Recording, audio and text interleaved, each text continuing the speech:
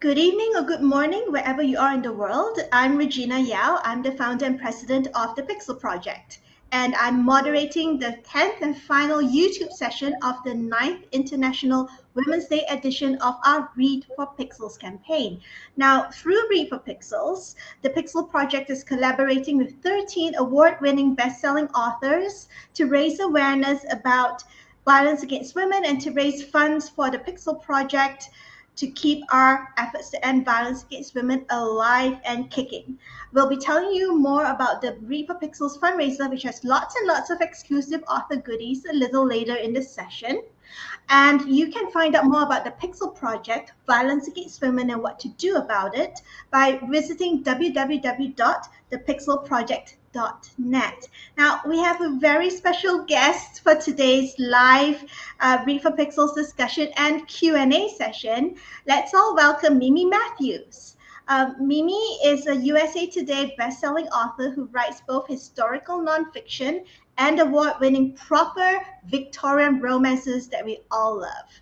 Her novels have received star reviews in Publishers Weekly, Library Journal, Booklist, Kirkus, and Shelf Awareness. And her articles have been featured on the Victorian Web, the Journal of Victorian Culture, and in syndication at Bust Magazine. In her other life, Mimi is an attorney. She resides in California with her family, which includes a retired Andalusian dressage. Is it dressage or dressage? Dressage. Yeah, dressage horse, a Sheltie, and 2 Siamese cats. So aside from joining today's Read for Pixels live stream session, Mimi has also generously donated some exclusive goodies to the stash of author treats that we have up for donors at the Read for Pixels Rally Out fundraising page. Now, some good news and bad news. So Mimi donated 4 types of goodies. All of Mimi's book bundles are gone. We posted this yesterday and they just flew off. So this is what we posted. So Mimi had 2 Bells of London book bundles for beginners, one for US donors and one for international donors. And both have been taken up. And one is by Diana Lacuna. Diana is really, really excited about the book bundle. Yeah. And the other donor wishes to remain anonymous. But we will say thank you to both of them. And I'm hoping Diana is here today watching this because she was really enthusiastic. And the other one that was taken, the other book bundle that was taken is quite an exclusive one. It's a collectible book bundle. And it has not just the Siren of Sussex and the Belle of Belgrave Square, but Mimi also added a Victorian Lady's Guide to Fashion and Beauty, the original edition with color illustrations that is pretty much out of print. It's from Mimi's private stash. And a donor, a longtime supporter of the Read for Pixels campaign, their name is Sarah Rhodes. They donated to get this bundle. So thank you so much, Sarah. Thank you, Sarah. But we have one more goodie from Mimi, and this is really special. So Mimi is offering to write you a 500-word story for one really generous donor. And it will feature a character or couple from her books of the donor's choice. So you know, whichever is your favorite book, and maybe you see a minor, a romance brewing off screen, or you want to know what happens next for, the couple, you can let me, if you donate, you can let Mimi know which one you want, and Mimi will write the story for you. Once the story is completed, Mimi will send you a signed and personalized printed copy of the story. Mimi will type it out and sign and personalize it to you and send it to you. And she'll also email you a soft copy of the story for your enjoyment while you wait for the printed and signed copy to arrive. Now, this is really rare. I can tell everyone, we've been running Read for Pixels for almost 10 years, and it's not a light offer.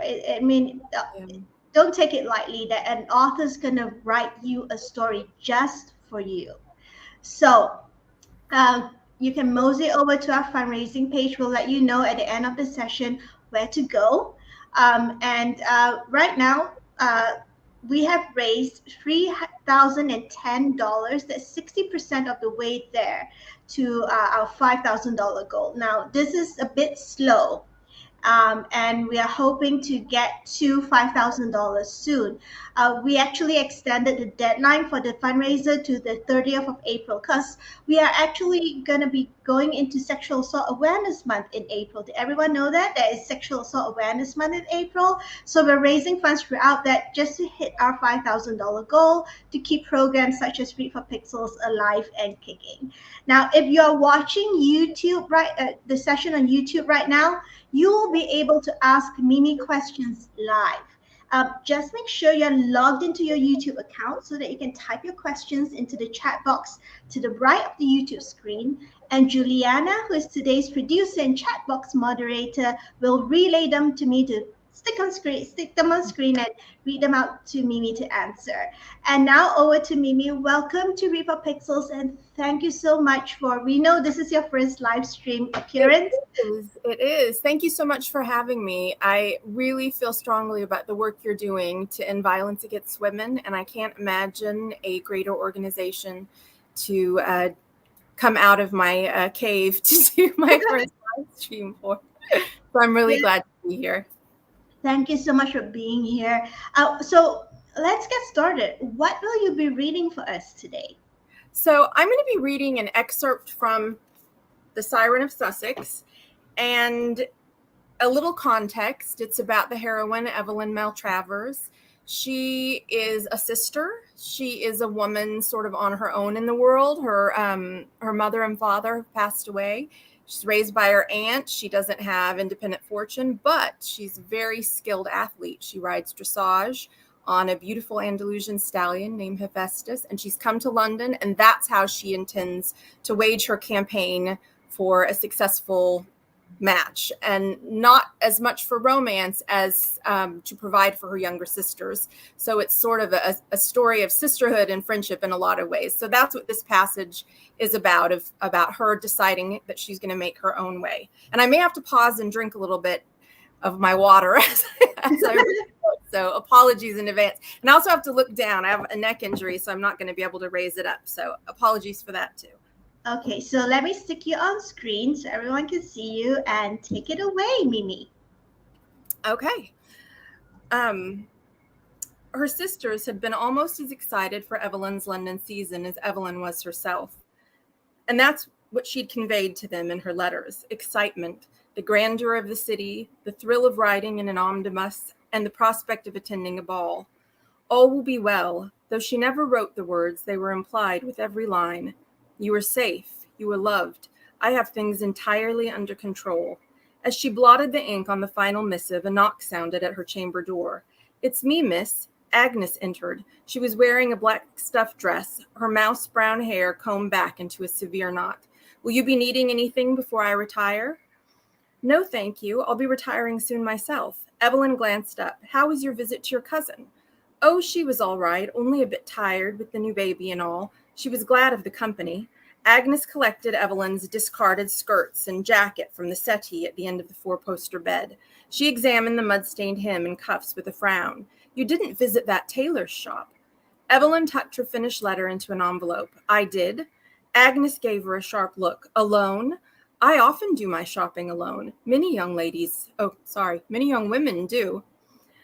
Not ladies, Agnes said. Not proper ladies, anyway. Possibly not, but it isn't as if anyone saw me.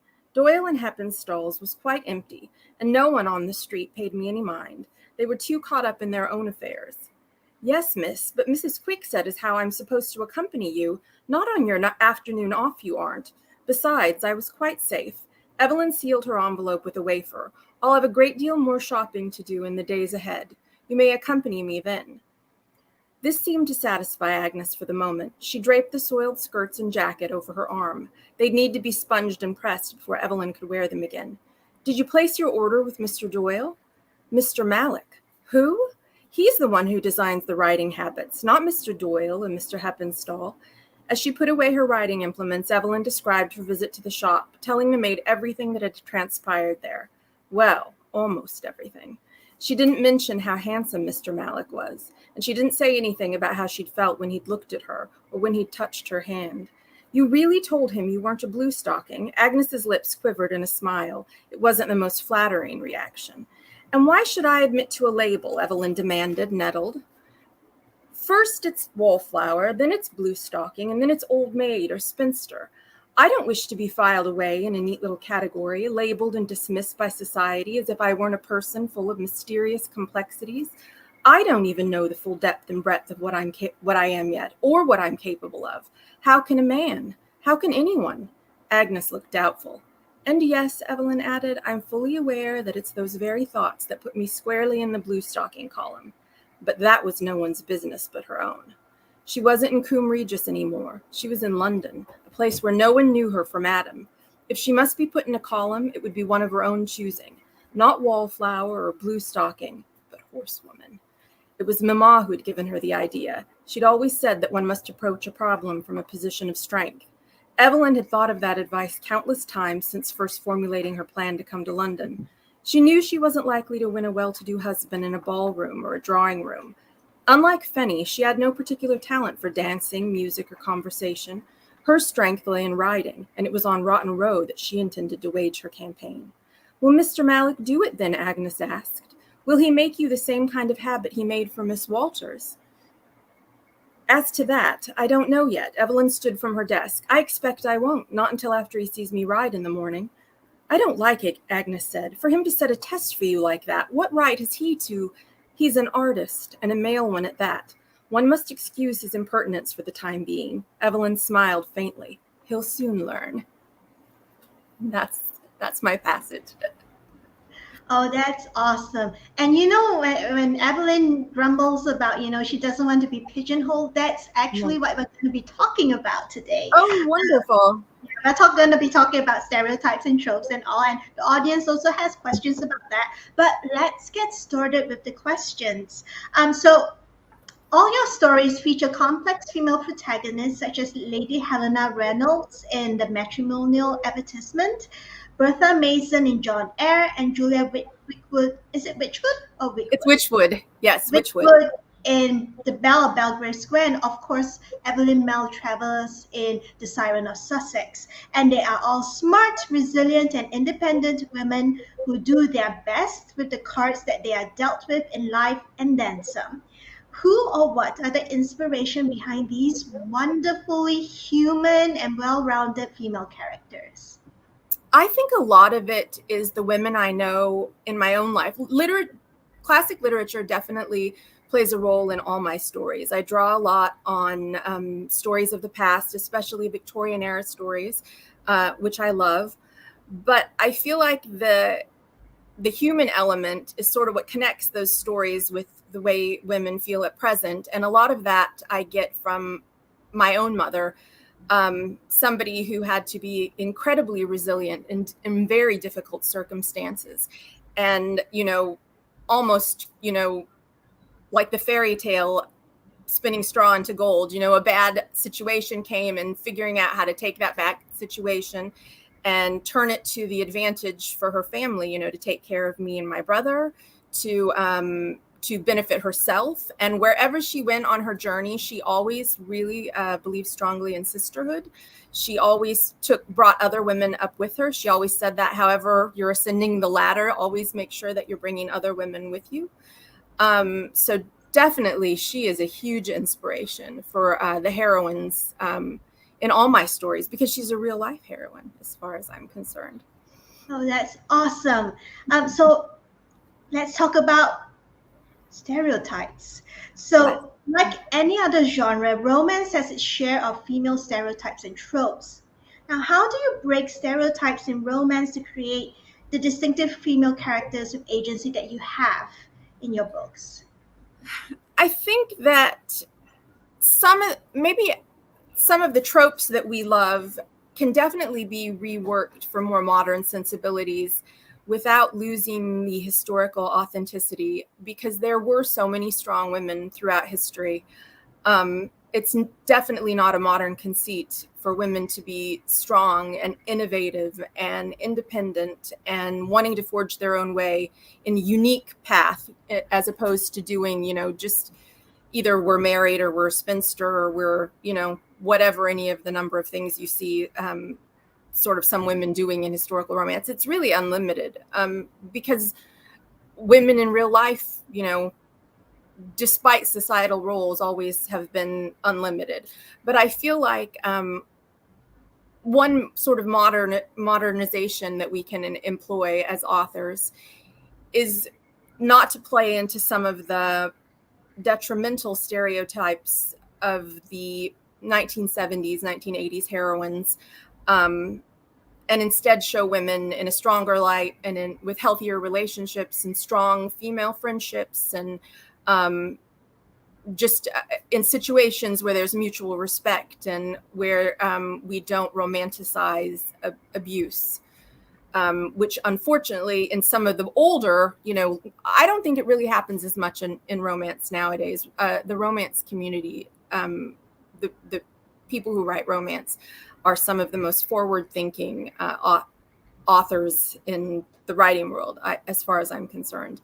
But definitely there was a period where the sort of quote unquote bodice rippers were really popular. And those, I think, had a lot more of the harmful stereotypes in them. Sorry, that's probably a really long rambling. Actually, you accidentally also answered the question from one of the audience, and I'll put that question on screen because I couldn't answer that. It was a question by Rebecca M, which was on the subject of tropes. Are there any tropes Mimi has irrational or rational hatred for, and why? And you've just actually kind of answered that just now, that you didn't like. Yeah, I really don't like the men who, as an excuse for, I want this woman so badly, therefore I treat her badly, or I'm abusive, or I, do things she doesn't want because that's a sign of how passionate I am. Like, you can judge how passionate somebody is by some version of assault. I don't think that's romantic. None of my heroes would do that. None of my heroines would do that to the heroes. The other thing, in a less sort of negative stereotypical way, just my own personal dislike, is I hate the miscommunication trope, where there's some misunderstanding that would be easily solved if they just talked. And ironically, there is a misunderstanding in my first published novel, The Lost Letter. And sometimes I think, oh, why did I fall into that trap when it's something I don't like? I was just going to say, I was reading it 2 days ago. I was rereading it because I love that book. But I'm like, wow, it was quite a misunderstanding. Yes. And I realized, I'll tell you, just from a craft perspective, just at least this is my opinion, the reason the misunderstanding was so easy to fall into is because it's easy. And I think it's more challenging to write conflict that arises in other ways. And so unfortunately, as sort of a new, I've been writing a long time, but sort of a new author writing for publication, falling into that, But that's one reason The Lost Letter is so short, is even then, even despite my lapse, I did not want to draw it out for very long. I wanted them to solve it quickly. So it's like a 41,000 word story. So basically like a novella. Yeah. So I'm going to hide this. So going back to talking about your female characters, your female characters can be seen as unconventional women for their time. For example, Evelyn Maltravers in The Simon of Sussex, and just about every heroine in The Parish Orphans of Devon. Oh, yes. How and why do you decide to focus on non-traditional heroines, or at least non-traditional heroines in the context of the history of romance novels? I think it's self-serving to an extent, because I just focus on what interests me, and the usual stories don't interest me as much. And I like my heroines. Typically, I like them to be a little bit older. I like them to just have a little more life experience, because I find that just more interesting to write. I recently did 2 sort of second generation sequels to my Somerset Stories series, where the heroines are much younger. And I found that harder. I'm not saying I didn't love the heroines, but it was harder for me just because it's the older heroines like Jenny Finchley and Modest Independence that hold my interest more. And the more interested I am, the more invested I am in everything that's happening with them. And so that's really mostly what there is to it, is just, liking interesting paths, heroines who choose interesting paths. Yeah. So I'm going to share a question that was given to you in advance from one of your readers who can't be with us today. So I'm just going to put this in. Hold on, everybody. So let's put this on screen. So Jennifer M. from New Jersey, she asks, what is the most difficult part about character creation and what is the easiest? Sometimes I find that when I'm starting a story and it's not connected to any other story, I like that actually better, because it's like crafting characters from a clean slate and they can be sort of constructed just all new. But I personally find it difficult to write a series. It's not my favorite thing, which is unfortunate because I'm committed to so many series right now. But constantly going back and having to refresh to get back in the heads of somebody I mentioned before, maybe in a minor part, and now that person is the hero or heroine, and trying to get back in that headspace and make it authentic to who they were when they first appeared on the page, even if that was several books ago. I find that more difficult, and maybe just because it is more I don't know, it feels almost like administrative work. I have to go back and research my own texts, which I don't enjoy doing because I don't like reading my own work. Once I'm done with it, I'm done with it. And I don't usually ever revisit it because I can't turn off my inner editor. I would be, if there was no deadline with an editor or a publisher, I would just be revising the same book till I die, the same manuscript, because I don't know how to leave things alone. But yeah, that's the most difficult, is with a series of making the characters consistent with how they appeared before. Okay, and what's the easiest? That's what Jennifer also wants to know. You know what? When the hero and heroine get on the page together, the interaction they have, whether it's romance or banter, that I feel comes I don't know if I would say easily, but it's much more organic for me and I enjoy it more. And I guess because everything else sort of feels like a buildup to it, or you're laying the background, or you're crafting a world around these moments. And so being able to get to those moments is always the most enjoyable to write. The romantic moments, not even necessarily kissing or anything like that, but I would say probably the dialogue when they're first getting to know each other and they have conversations and realizing that they have more in common than they initially thought. Okay, so getting back to stereotypes, when creating or writing female characters, do you ever feel pressured by gender and genre stereotypes to make them likable or relatable, especially in romance where happily ever afters are expected? And do you ever get any flack for not making a female character likable? Yes. I didn't initially feel pressure to make them likable because I, from the beginning, have just written what I want to and what I feel like writing, and have not really felt pressure in that regard. But what I felt was some reader pressure after Modest Independence came out. Some readers really did not like Jenny Finchley. They felt she should have caved to Tom Finchley. Well, back then she was Jenny Holloway, but they felt she should have given in to him, like he loved her so much. Why didn't she want to marry him? Why did she want to keep traveling? It was unrealistic for her independence to be that important. So a lot of people were unhappy that by resisting him, she seemed unlikable to them because he was so, I guess, endearing, and he did so many things right. And he, you were rooting for him, but she just wasn't ready. And it was really true to her character. And that was a little bit hard because I had a lot of success with matrimonial advertisement. And so a lot of people were waiting for Modest Independence. And when it came out, and I'm not saying everybody disliked it, because there are some people that it's actually it's their favorite. But some of the backlash to Jenny's stubbornness, I was not anticipating.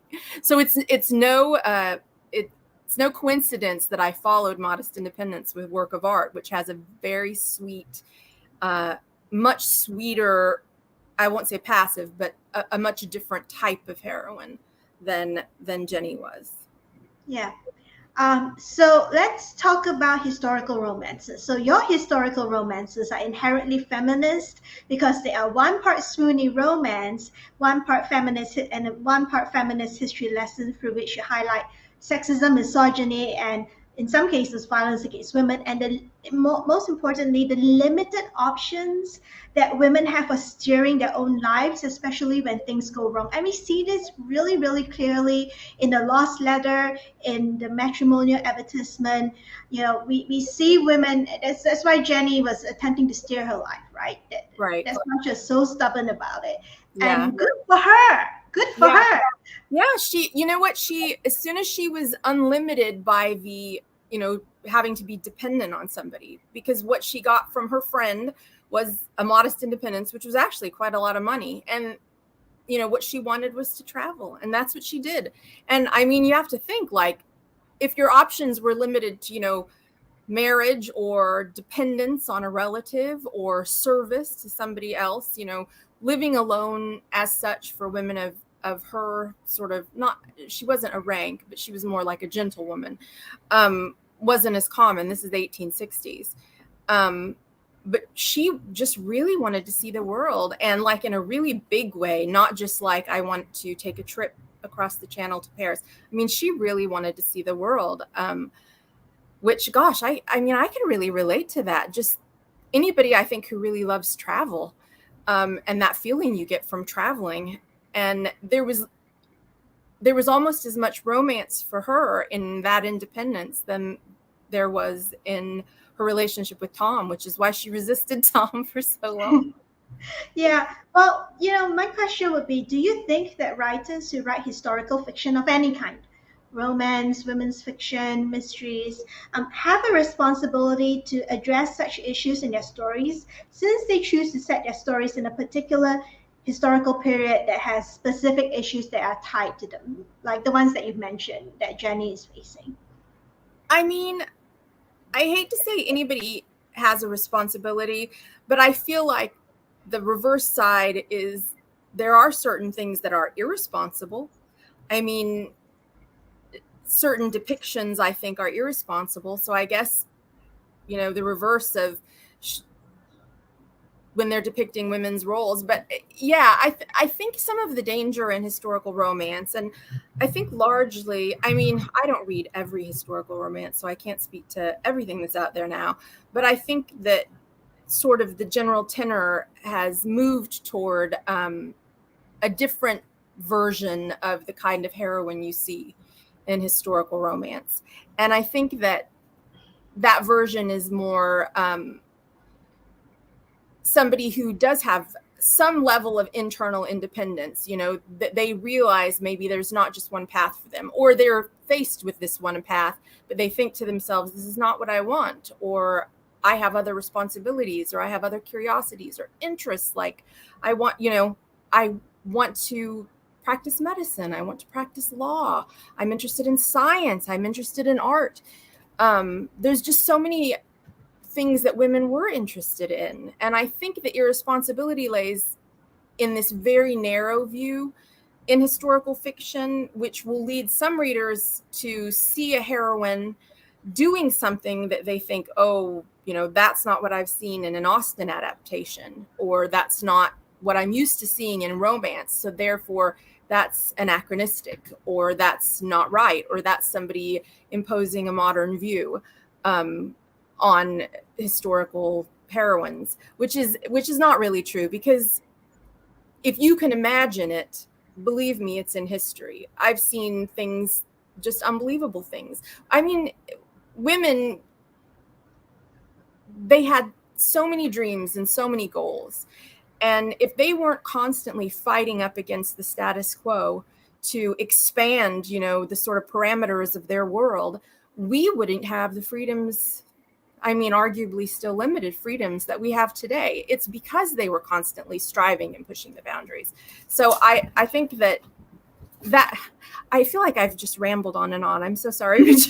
I feel strongly about that. You're not rambling. It's really interesting because whenever we talk to any authors who write historical fiction, be it romance or mysteries or just historical fiction, period, they all have a lot to say, same as you do, because you've all, one author, Mary Robinette Kowal, she has a series of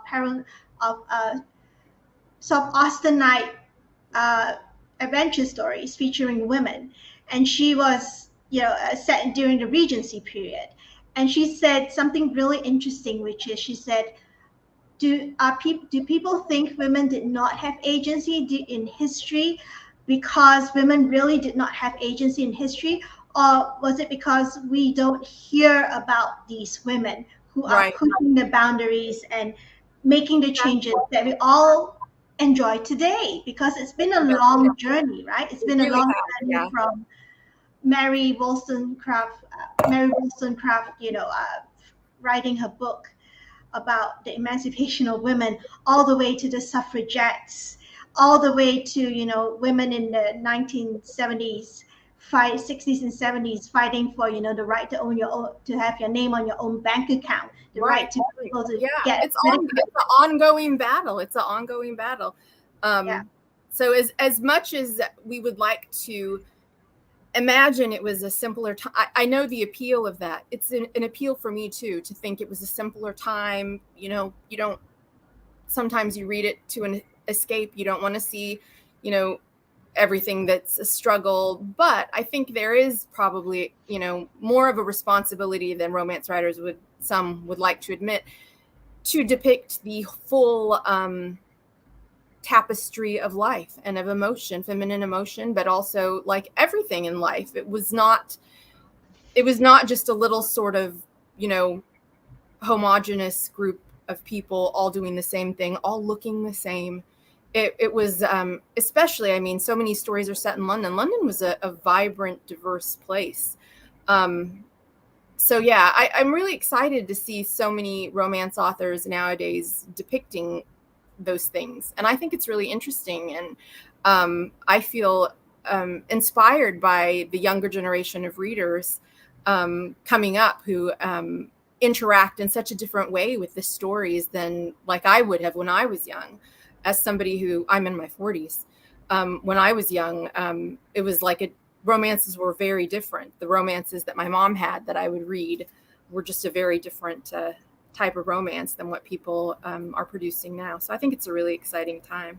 Yeah, it's really interesting because we've, like I mentioned earlier in this show, Read for Pixels is coming up to our 10th anniversary. We've been doing this for just about 10 years, and we welcome romance authors for most of the 10 years. And the one thing that keeps coming out and what we've noticed, and I'm gonna full disclosure here, everyone, I've been reading romance since I was a teenager, and basically I think you can see the clearest improvements. You can literally see the arc of change in romance as a genre, and even within the same author's books, if they've been writing for 10, 20, 30 years, you can see the huge difference between the books that they wrote when they're their first few books and the books that they write now. And you can see issues like consent and gender equality and all come into it, and it kind of reflects how romance has evolved, how the times have evolved for women, how history has evolved, how women's history has evolved over the last 3 to 4 decades. So speaking about that, let's talk about the hero in your romance books. Don't worry, everybody, we'll get to your questions soon. We just need to finish chatting about Mimi's characters.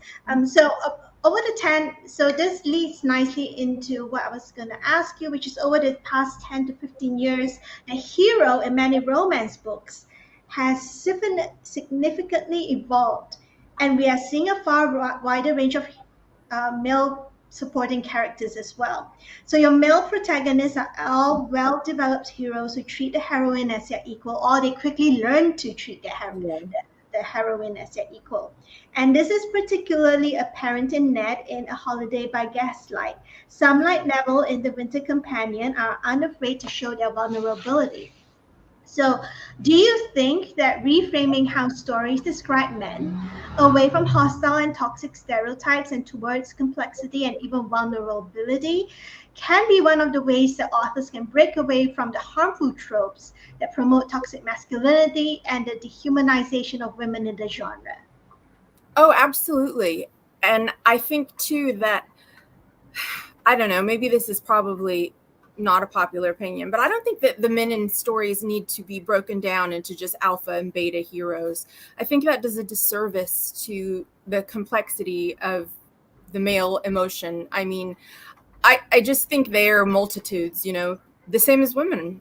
And so I feel like showing them with all their complex emotion, and that they can be thoughtful and gentle and frustrated and evolving in, their beliefs toward women, their political beliefs, everything. I think that really is beneficial overall. And I think that it also is a good way of, I wouldn't say I necessarily think of this when I'm writing the hero, like I want to model a healthy hero. But I just find that they sort of naturally evolve in a way that I feel like, I mean, the whole crux of the romance genre, of romance in general, is the happily ever after. And if it's somebody toxic, if the hero's toxic, how believable or how invested can you really be in that happily ever after? Would you want to see a heroine who you've been rooting for 350, 400 pages end up with some guy who's erratic and at any moment is like shouting at them or on the verge of doing violence or punching his fist through walls, whatever? I just feel like it's a disservice to my heroines to make them have to spend their happily ever after with somebody like that. That it's just healthier if it's somebody who has some complexity of emotion and who has the ability to recognize if he's done something wrong and grow. And the same for the women. I mean, they're not, unchangeable from the beginning of a story. They change as well. But I just mean some of the typical historic sort of alpha heroes that you would see in old school historical romance. And I mean, even in Georgette Heyer, which, we love so much. Georgette Heyer, she had some heroes and you just think, this guy's a jerk. This guy's a jerk. I'm thinking of Lord. In Regency book, Regency book, you read my mind. Worf is a jerk. Why? Yeah. Yeah. Who wants her to end up with him? And I mean, I get that for a while that was appealing. Like, I don't know, is showing somebody being violent, showing that they're the strongest and the woman wants to be with the strongest guy, I guess. I mean, I don't know what the rationale was, but I find it really unappealing. And I also find it really lazy, because there's more complex ways to show your emotion than just being a jerk for a hero. Do you think that this sort of reframing of the depiction of men is more difficult and complex to achieve in historical fiction set during periods when the patriarchal norms were largely unchallenged and women's movements have not yet come to prominence?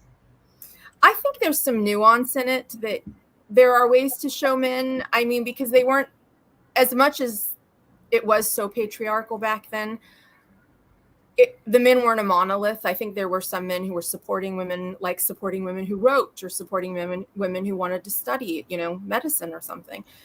And so I think that there is ability to write those characters with that sort of nuance of maybe,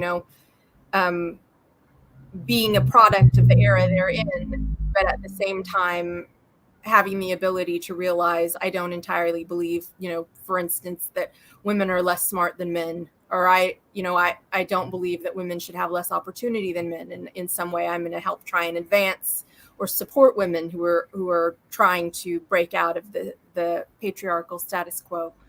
I think that can be done with complete authenticity. I think there's historical precedent for that. So I don't think there's anything inauthentic in doing that. And just like with everything, I mean, if done, I think, with nuance, I think it's 100% historically accurate and can be believable. And I think it makes you more invested if you see somebody who is a member, and, all of them a beneficiary of the patriarchy, if we're being honest, the men of that era, coming into some sort of awareness of their sense of privilege and adjusting their thinking in some regard or changing. I think that can make a romance really satisfying to see that change. Yeah, and I think we had this conversation before when we were doing a test run, which is you mentioned that, we were talking about Ned, and you said that you think it's a lot of it is, I can't remember if it was an email conversation or the test run conversation. You know what? I think it was the class. test. You mentioned about the issue of class and how Ned is the middle class in trade, and so he would, because of that, he would be more inclined to right egalitarian relationship. Exactly. Yeah, I feel like that, not saying there wasn't rampant sexism and the patriarchy wasn't still very evident in the working class, but women weren't such rarefied creatures. They were sort of in the trenches in a lot of ways, working in definitely in that era, working in factories, earning money for the family. Not saying that they got the same amount of money or that they were treated with as much respect as men, but it was a different dynamic than somebody who was, the daughter of an earl, for example. So in that way, Ned, coming from a working class background and with a very strong mother, who is, instrumental in giving him his work ethic, I think his view of women is different, which is what attracts him to Sophie, is he sees that strength in her, and recognizes that she would be a really good partner for him.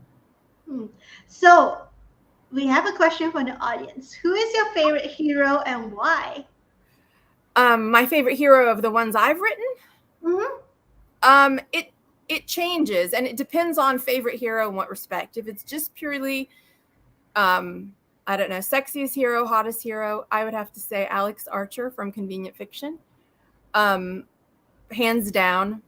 As far as just favorite overall, in every respect, it's a tie probably between Ahmed Malik in Siren of Sussex and Tom Finchley from A Modest Independence. I love both of them. Okay. So let's talk about genre. So the romance genre is the biggest selling genre today, but it has been criticized for being anti-feminist, of providing unrealistic portrayals of sexual and romantic relationships, and of glorifying toxic relationships. I mean, in my personal opinion, that's just outdated. That's an outdated way. I think it is. Another lazy analysis that you see some people churn out intermittently, and that's why you always see, I feel like it's every 3 to 5 years, somebody writing some article about somebody has reinvented the genre for a modern audience. It's like, no, it's changed. It's been changing. But I think people just have, antiquated views based on who knows what, something they read 20 years ago. So, in your books and stories, you've always made it clear that consent is vital in relationships, and that it isn't a death knell to romance. And however, the line between consent and coercion hasn't always been made clear in romance books, especially the older bodice rippers ones that you're referring to. Do you think that this is an issue that romance writers have started tackling successfully in recent years, say the last 10 years? I do think so. I do. Just from the romance authors that I've read, I feel like, I think that it's become a lot less attractive to have bodice ripping. And consent is very important. And however that consent is conveyed. And it can be really subtle. I mean, it can be important and critical to the intimacy advancing, but that doesn't mean it has to be some obvious, death knell to the romance of the scene. I mean, I'm trying to think which of my books, I'm sure a lot of them, but definitely the matrimonial advertisement. I think he asked, "May I kiss you?" for the first kiss. Mm-hmm. And I think that happens in quite a lot of them. I don't think that it makes it less romantic. And I think that the consent is really important. And I think that the same as anything, it's historically accurate. I think that back then, for the Victorian era, a gentleman, somebody who took being a gentleman seriously, and I'm not saying that facetiously, I mean somebody who really, was sort of a proper gentleman, would not just be grabbing somebody and taking advantage of them and then, making some excuse for late. I mean, if he did, it would be incredibly unacceptable, and it would cause, it wouldn't be just some small thing. So I think asking for consent, I think it makes sense for the genre. At least it does in the Victorian era that I write in. Yeah. So, what do you think romance as a genre can teach other genres about writing about violence against women, sexism, and misogyny? I see sometimes people sharing these snippets from other genres, and I hate to stereotype, but it's usually man writes a sex scene, or man describes a woman's body, and they're always hilarious. The way they describe it, but it's not hilarious in the sense that I feel like other genres should learn to do better in the way they write women, and not reduce them down just to their body parts or to stereotypes about being, over emotional, or, women who all they're thinking about all the time are, their body parts, or their weight, or, things like that again feels lazy. And I think in romance, people are already, way ahead of that. They realize that female characters have complexity, that they come in all different sizes, that they come in all different ethnicities, all different sexual orientations. And so I think just doing those stereotypical types of women in some of the books you see, maybe like a suspense novel, that can definitely be improved upon. Yeah. So let's go to the audience questions before we wrap up. So let's start with Monique Von Behrens. Hi, Monique. Thank you for joining us today. So Monique asks, what are Mimi's favorite tropes? Which romantic tropes are the most challenging or fun to write? Marriage of convenience, hands down. My favorite trope. I can't count how many of my books are marriage of convenience. I love that trope because for me, the meetings and the lead up to the romance are always a little bit difficult, getting them together in a way where they can be one-on-one without creating some sort of scandal that will precipitate things happening quicker than I want them to happen. So marriage of convenience allows them to be in each other's company for a very long time as the romance builds up. And I don't have to worry about, oh gosh, how can I get them together? Where's their chaperone? Are they in an open carriage? Are they going to, is somebody going to have their reputation ruined? Tropes that are most challenging to write. So marriage of convenience, the funnest. I also recently, for my next Bells of London book, that's sort of an enemies to lovers, but it's more like friends to enemies to lovers. And that was fun because I like this sort of, I hate to say mean spirit, but the snarky banter between the couple. That was fun to write. As far as challenging, I think sometimes second chance romances can be a challenge because you need to convey the backstory, but you don't want to drain tension out of the present day story by making all of the action have taken place in the past. And I think that could be tricky to do. So that might be a little bit difficult. Also, I find friends to lovers to be a little bit tricky. Just the friendships, like people who've known each other and been best friends for a long time. In Fair as a Star, Beryl and Mark were friends. And sometimes that can sort of ratchet the tension down as well, because if they've really just been friends and only just now recently started being attracted to each other, it can be a little bit tricky to write. For me, at least it is. Okay. So next, I'm going to put on screen a question that someone has left for you in advance because they cannot attend today's session. It's from, hold on, it's from Melissa. So Melissa says, I would love to know what kind of research you do to prepare for each of your novels. The period details are one of the things I love about your books in addition to everything else.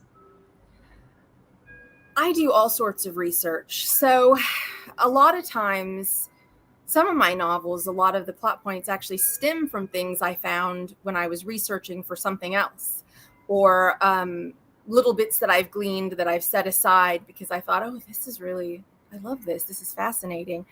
I mean, this is just small examples, but like about the pretty horse breakers, the courtesans who rode horses in Rotten Row during the Victorian era, which feature in my Bells of London series.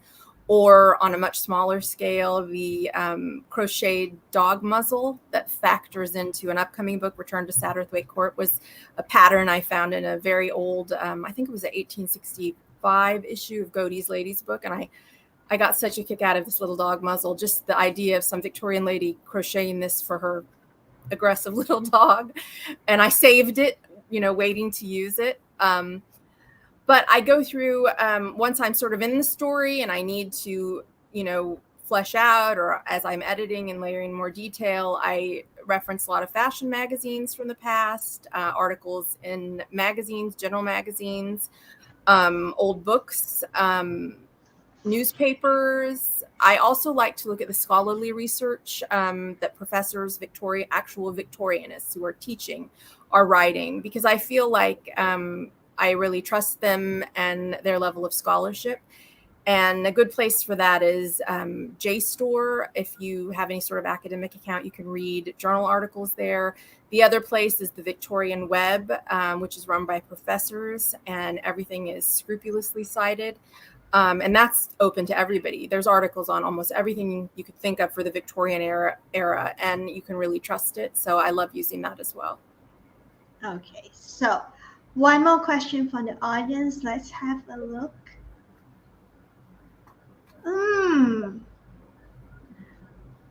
Oh, here we go. This is the one that we all want to know. Any chance you could give us Megan's sights? Hello, Megan. Any chance you could give us another sneak peek at Meg and Ivo's stories? Maybe something from Ivo's point of view? Yes. So Meg and Ivo are the hero and heroine in Appointment in Bath, which is coming out in June. Audible bought that one, my next two books. And so it's releasing, I believe, June 27th. And I shared the first chapter at the end of Return to Satterthwaite Court. It's on a preview chapter. And that was Meg's point of view. But I'll probably, through my newsletter, as it gets closer to release, I'll probably share a sneak peek, something with Ivo. And let readers, I do sometimes exclusive excerpts through my newsletter for readers to read in advance. So definitely something. I'll keep that in mind, that they want it from Ivo's perspective. All right. So, okay. So, there's a comment from our producer, Juliana. Those research sources sound amazing. I really like the bit about, the crocheted dog muzzle. I do too.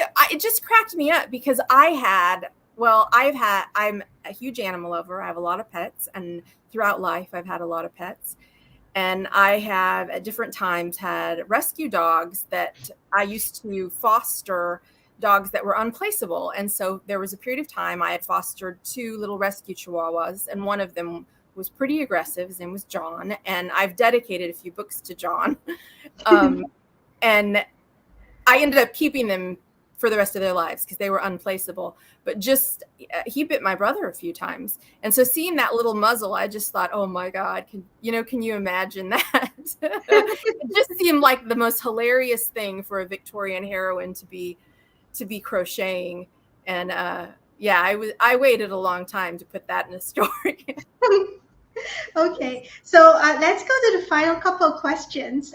You have been so very incredibly supportive of our Read for Pixels campaign and our anti-violence against women work as a whole. I'm just going to say to everyone here, it has been a joy, corresponding with Mimi and getting everything ready for y'all and getting the fundraiser ready. It's been such a joy having Mimi on here. And so the questions out, I'm going to go with the first question first. This is a Captain Obvious question, but we ask this of every single author who has joined Read for Pixels. Why do you support the cause to end violence against women? I feel like women are the linchpin of our society. Their mothers, their sisters, even if they weren't mothers or sisters or daughters. I mean, I just feel like, how can society be successful if the women are treated badly, if the women aren't respected, if the women aren't given equal rights, if the women are marginalized, I don't think that it can. And it's very frustrating to me. And I'm not going to get too political, but to see rights stripped away from women as if that's somehow progress, or as if society can thrive as a whole when women aren't treated as equal partners in society. And part of that equality and part of a healthy society is for women to be treated with respect and for women to be safe from violence. And so I really feel strongly about that. And as somebody who is essentially, I mean, my own parents divorced when I was young. And before my mom married my stepdad, there was a long period where, I mean, even when she was married when we were growing up, she was effectively a single mom. And I just saw the lack of support. And I just feel we all need to just do better. We just need to do better. And so I don't know if I've articulated that well. Yeah. So final question. What do you think authors can do to help with the cultural change needed to eradicate violence against women and girls? I feel like, speaking as a romance author, I feel like modeling healthy relationships in our books is important, and not just romantic relationships, but I feel like strong friendships, strong communities, support for women by women, as opposed to a sense of competition or tearing someone else down, sort of elevating women. It is something that I feel like is a really beneficial thing to model in our stories, and to just continue trying to do better. I mean, I think we can always do better. And the more we learn, the more we know, the better we do. So I think just always be continuing to learn and to try and improve in our work and in how we address issues. Yeah. So I'm going to put myself on screen because we've come to the end of the discussion. Hi, everybody. If you've joined us late, I am the disembodied voice that Mimi was talking to just now. Thank you so much for joining us today. We have a few quick things before we wrap up. First of all, let's talk about Mimi's goodies for anyone who was late joining today's session. So Mimi has generously donated some extremely exclusive goodies to the stash of author perks we have up as treats for donors on the Read for Pixels Riley Out fundraising page. And we'll give you the link soon. Juliana is on standby to cut and paste the link into the YouTube chat box so you can click on it to go straight there. So here's the thing. Mimi's goodies, 3 out of 4 Mimi's goodies have flew off. It's been snagged by donors even before this live stream started. Yeah. And we only posted them like yesterday. We did. All 3 of Mimi's book bundles have gone. So Mimi had donated 2 Bells of London book bundles that she assigned and personalized for the donor, with the first 2 books in the series, which is The Siren of Sussex and The Belle of Belgrave Square. So that has gone out to 2 donors. And she also had a Victorian book bundle, which has both Bells of London books and also the Victorian, let me get the title right, which also has, it's behind me. I have it up behind me. Oh yeah, the Victorian Lady's Guide to Fashion and Beauty. And it was the original edition with color illustrations, which is out of print. So the donor who donated a really cool $150 Thank you. book bundle, they are going to really enjoy this. And this, it's beautiful. The illustrations are beautiful, and the book is still in print, but the new edition is not in color. It's the original edition that has the color fashion plates, which are so beautiful. Yeah.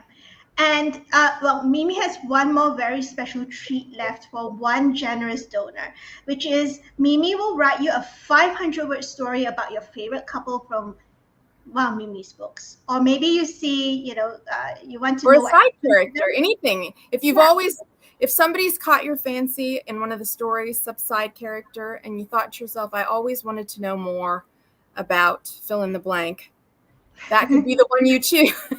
About fill in the blank. Yeah. So here's what Mimi will do for you. Mimi will mail you a signed and personalized printed copy of the story. And in the meantime, while you're waiting for the story to arrive in your, letterbox, Mimi will also email you a soft copy of the story, so you can read it while waiting.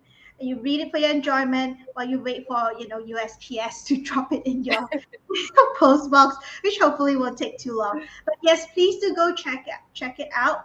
I'm going to put a slide on the screen, everybody, to show you where to go to get the goodies. All right. So to donate for goodies via Rally Up, which is the platform where we are hosting our fundraiser, you go to tinyurl.com/R4P Rally Up IWD 2023. Now, this is case sensitive, everybody. So make sure you take that down. And Juliana, I think, has already posted it in the YouTube chat box, so you can actually click to go there and favorite it, save the link if you want to go back later. But I'm gonna say now, Mimi's goodies have been the most popular ones. I'm not kidding, Mimi. Oh Your goodies have gone the fastest. Well, wait, your goodies are Sonali Dev. So interestingly, this time around, romance authors' goodies are flying off. Yay! Yay for romance. Yay! We don't have any more Sonali Dev goodies left. She donated, like Mimi, she donated quite a few book bundles. But basically, go and check it out. We've actually, because we know y'all are romance fans, we actually moved all the romance goodies up to the top of the fundraising page, so it's easy for you to access. And I'm going to tell everyone now, there's also Entangled Publishing is one of the best feminist romance publishers in the industry.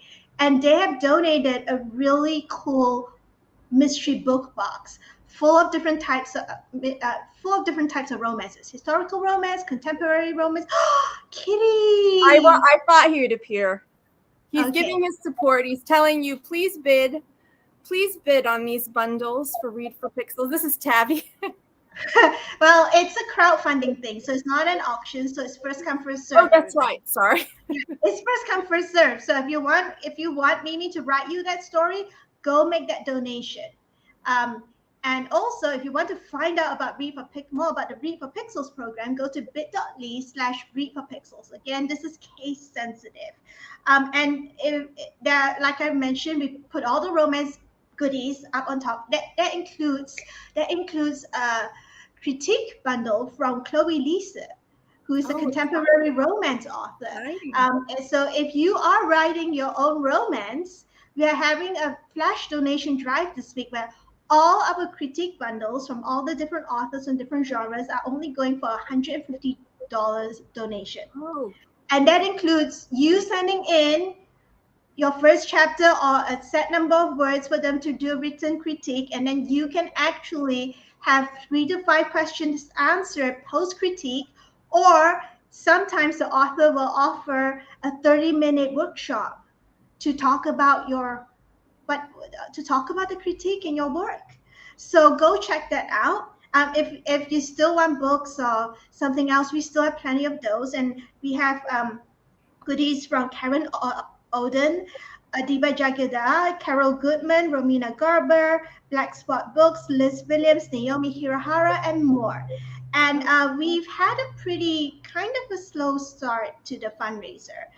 So we are now at 60% raised, which is $3,010 raised towards a $5,000 goal. And we really, really, really need y'all to help us get to 5,000 in April, which is when the fundraiser will end at the end of April, because we're keeping it up for the whole Sexual Assault Awareness Month. And all funds will go towards funding activities like what we're doing right now, like Read for Pixels. And I'm going to tell everyone also a bit. Mimi's going to make an announcement about certain things in a bit, but I'm just going to very quickly tell y'all that we have an award-nominated charity anthology called Giving the Devil His Due. So if you want to change your pace from romance, this anthology is it's the Twilight Zone meets Promising Young Woman. So it's all about stories about how abused women get not get their revenge, but how abusive men get their comeuppance in a supernatural way for abusing other people, Oh, I like especially that. women. Yeah.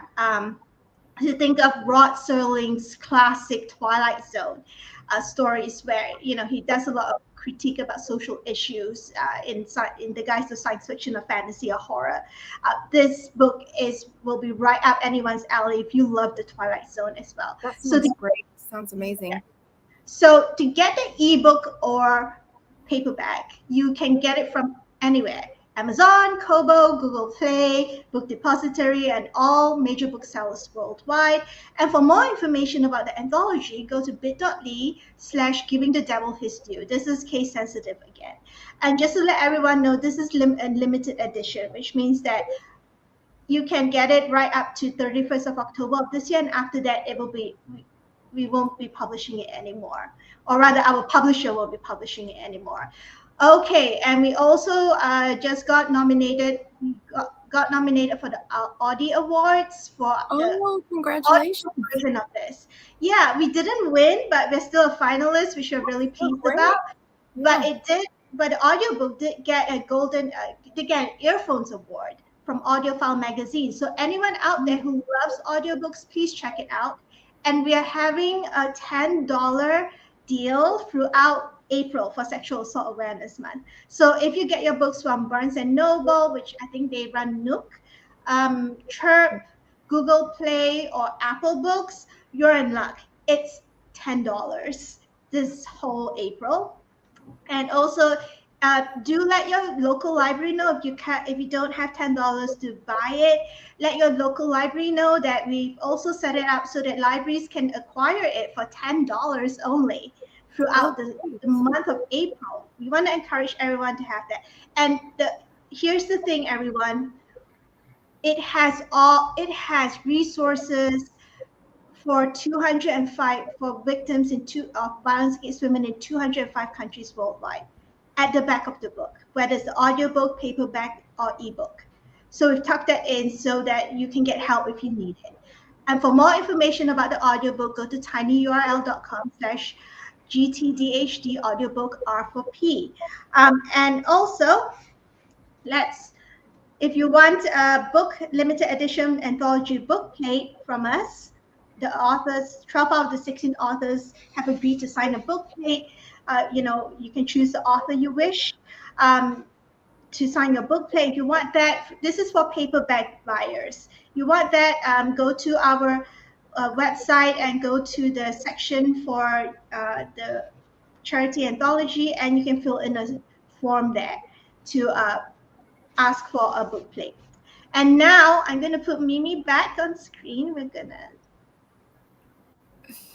So Mimi back. So Mimi, you have some announcements to make. What announcements do you have? Just some upcoming books for readers to look forward to. I have the next 2 books in the Somerset Stories series. Return to Satterthwaite Court is out on April 11th. So just 2 weeks, or is it less than 2 weeks now? Just 1 week and a few days. Yeah, 10 days. Is it not very days? long. Yeah, just right after Easter. And then Appointment in Bath is out in June. And I just found out that I don't know if I can give the exact date, but in about 2 weeks, The Lily of Ludgate Hill, book 3 in my Bells of London series is going to go up on pre-order. I just heard from my publisher today. And then it'll be out in January, but it's going to go up on pre-order just in a few weeks. I think second week of April. And also in April, the UK editions with Penguin UK are all going to be out for The Siren of Sussex and The Belle of Belgrave Square. So there's that to look forward to. And also this month, the Spanish edition of the Matrimonial Advertisement is going to be out. So lots of publishing news in April. April's a busy month. Who knew? Who knew it's a busy publishing month? It sounds like you're having a really busy year this year. The funny thing is, this year feels less busy than last year, but yet, as far as publication schedule, because I had 2 books with Berkeley Penguin Random House out last year, Siren and Belle. But just because of doing the next two in my other series, and then a lot of foreign editions coming out, so that has kept me really busy. Plus, as some of my readers know, I have a neck injury, and I went into a flare-up this month, so I've been out of commission almost the entire month, which has meant a lot of lost writing time. But I'm hoping that April I'll be able to get back to it.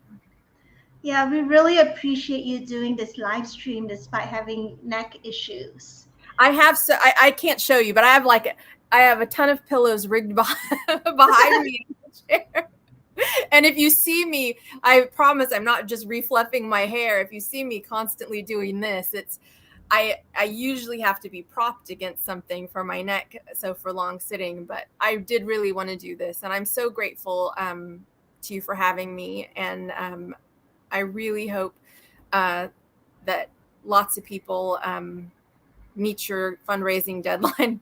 Lots of people donate. Yeah, we really need everyone's help. Everyone who's here, whatever you can put in. We're just trying to get to 5K so we can keep the lights on. I mean, we're virtual, but when I say we keep the lights on, we have to pay for all the services that we use in order to keep all our campaigns running. I mean, including this service, StreamYard, which we're using. Right. You have to pay a fee for it. So everyone, if you can spare something, anything, just, go there and make a donation. You can make a general donation as well if you don't see anything you like. But we would recommend that, we've got goodies, from they are up for a $5 donation right up to $500. There's nothing over $500 this time, everyone. There's no donation asked that's beyond $500, and we just wanted to make sure that everything, including the really exclusive stuff, like what Mimi's offering to do, which is write you that story just for you. We wanted to keep it as affordable to people as possible, because everyone deserves a nice book to read, or a collectible, or a nice story to keep as a keepsake. So anyway, it's getting late for where Mimi is, and Mimi's got to go for dinner. So thank you so much for being with us today, Mimi, and thank you everybody.